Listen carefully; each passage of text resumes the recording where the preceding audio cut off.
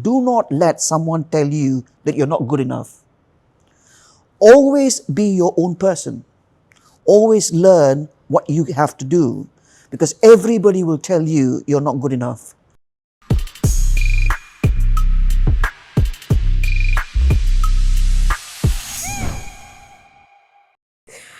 Hello everyone, welcome to the ADR Corner AIAC on Air series.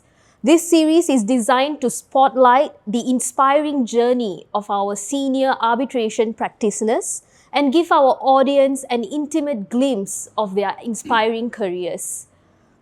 For this episode, we are pleased to be joined by Mr. Stephen Perian, King's Counsel. Thank you so much for joining us today, sir. Thank you, Ragini. Thank you for having me. I'm pleased to be in Malaysia at the right time because I'm attending the Malaysia Legal Forum 2025 this year. Thank you. Let's kickstart our conversation then. So I won't be giving a long introduction of Mr. Stephen Perian here. He needs no introduction. But I'm going to kindly request you to briefly introduce yourself for our audience today.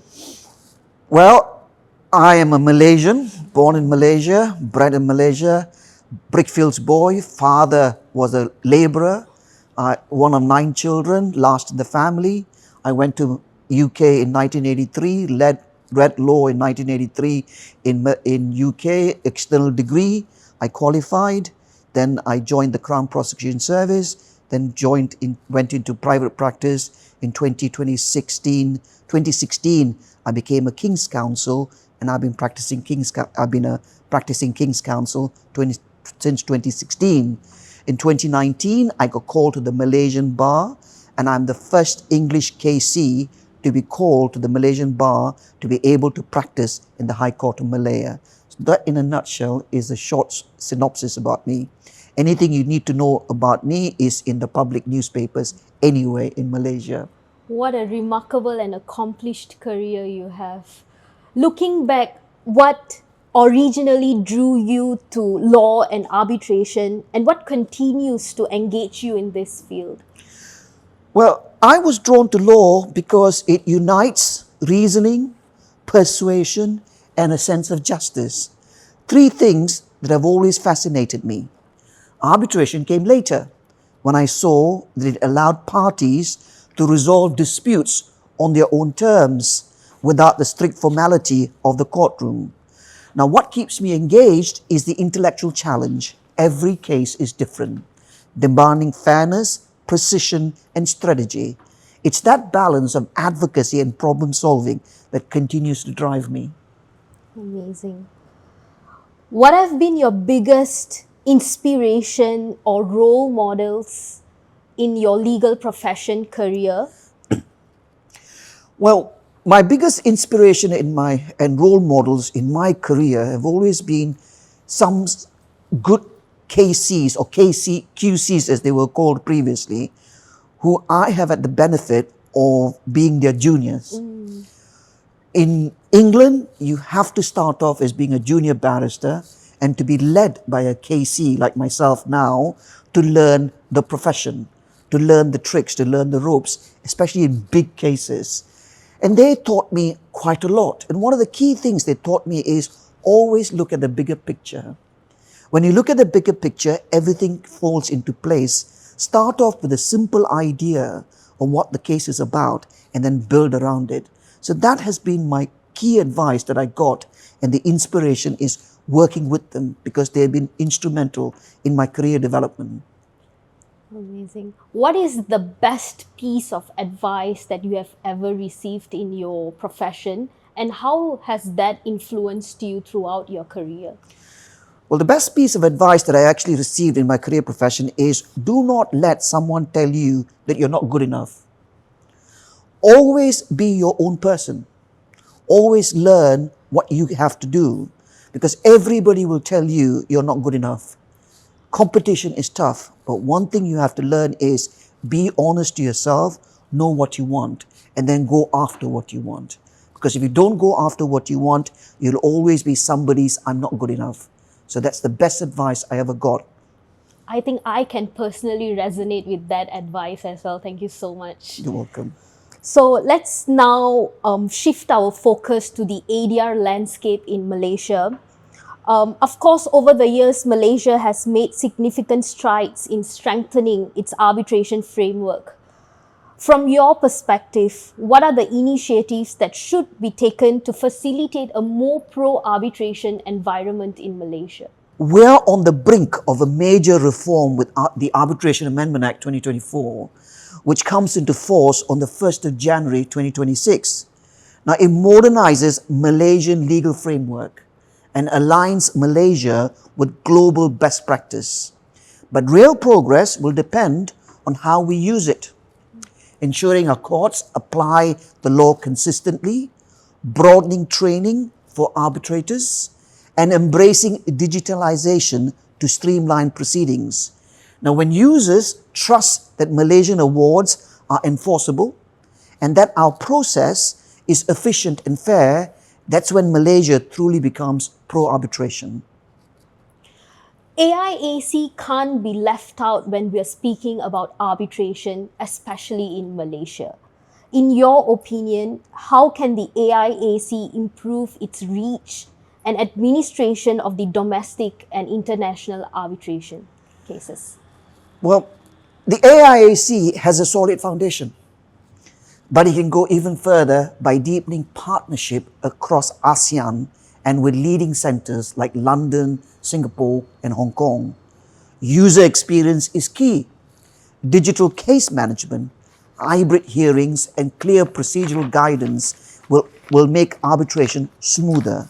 And diversity matters. Panels that reflect a range of expertise and background give AIAC's work real credibility and international stage. I hope I put it simply. I think you have summarized what we do, our role in the ADR landscape in Malaysia. Now we will be shifting the focus to some of your expert areas. Ethics and ethical disclosure are paramount in international arbitration. What are your views when these principles are not met and are compromised in international arbitration? And does it pose a threat? Well, without question, arbitration depends on trust. When parties or arbitrators fail to disclose conflicts or act unethically, it damages confidence, not just in one case, but in the entire system. So to me, ethical standards aren't a formality. They are what sustain arbitration's integrity and independence. So coming back to your answer, always be ethical and independent. So ethics, independence, while we talk about ethics and independence in arbitration, we can't leave out traditional principles such as confidentiality and party autonomy, which are also paramount in arbitration proceedings. What if these values collide with ethics and the pursuit of justice? Well, that's one of the most delicate challenges we face. Confidentiality and autonomy are vital, but they shouldn't become shields for wrongdoing. When justice or public interest is at stake, transparency must prevail.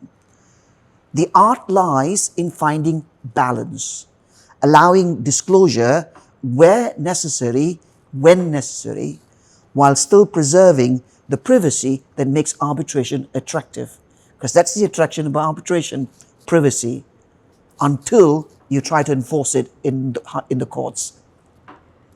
I'm going to go off script a little. Sure. Have you had any personal experiences where you have stood in the crossroad and that you have to make a decision? Well, fortunately, wherever I have been in one or two cases where I've at the crossroad or making a decision, I've always fallen on the right side of making the decision, because one thing you cannot do in cases of big nature, whereas arbitration is substantial, is I've been involved in enforcement proceedings involving $87 million US. I'm currently advising on proceedings, on interstate proceedings, which involves $27 million US. and you're dealing with disclosures, you're dealing with the ability to deal with other things, it's always important to deal with what is necessary.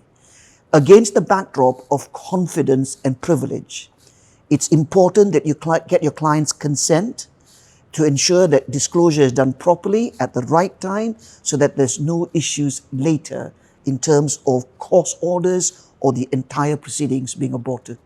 So it's always conscience over briefs. Yeah, it's always conscious. You have to be conscious about your obligations, not only to your client, but obligation to the parties and obligation to the arbitration tribunal as a whole. So those are concepts you have to keep in mind. You cannot, for one moment, lose your integrity. I always believe that if you can walk away with your integrity at the end of this case, you've done a good job. Because whatever professionalism and however highly regarded you are, if you make one mistake, your confidence and your integrity and your honesty goes down the drain. So I rather lose a case and say I have confidently done a case properly than to win a case and mislead the court. So those are my ethical principles. Again, another amazing piece of advice personally to me as well. Next, we will be diving into the emerging trends in arbitration. So we have seen how artificial intelligence, or widely known as AI, and digitalization have been widely spoken now.